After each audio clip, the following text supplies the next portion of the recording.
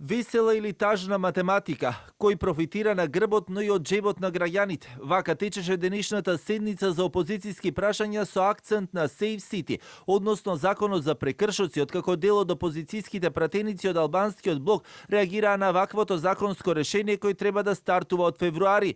Колку владата ќе инкасира од граѓаните, со казните прашуваше пратеникот Халил Снопче, но и зошто, како што рече, се кршел законот за албански јазик, бидејќи SMS пораките за Save City не стигале на албански јазик. Дали Мицковски ви прати порака зошто не го спроведувате законот за албански јазик? И во рамки на ова прашањето е дали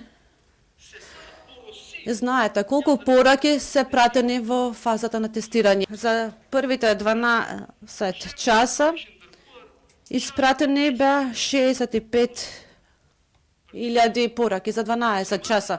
И доколку јас не знам на кој ниво би било казната, но доколку казната би било 50 евра, може да констатираме за 12 часа дека ќе се соберат 3.250.000 евра, што значи за еден месец 97.500.000 евра, за една година 1 милиарда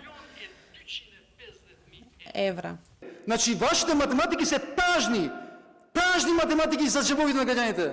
Ваквите пресметки на Снопче, министерот за внатрешни работи Панче Тошковски ги окарактеризира како весела и чаршистка математика, но и му возврати со прашање на Снопче дали некогаш ќе постави пратенички прашања кои се однесуваат на останатите граѓани во земјата, а да не се само албанските прашања во фокусот. Ве замолувам, престанете со оваа весела математика.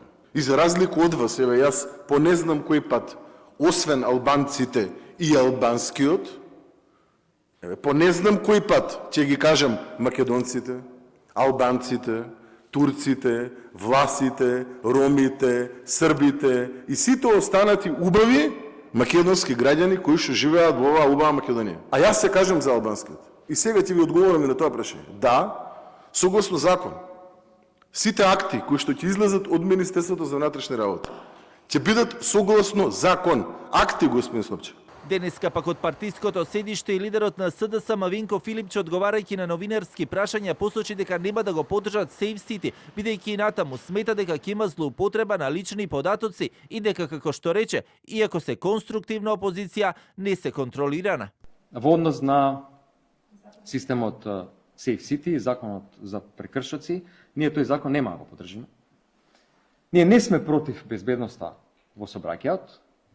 Доказ за тоа е тоа што сме го почнале тој систем. Меѓутоа не можеме да дозволиме системот парцијално да се имплементира. Освен што сме за безбедност во сообраќајот, ние сме и за безбедност на податоците.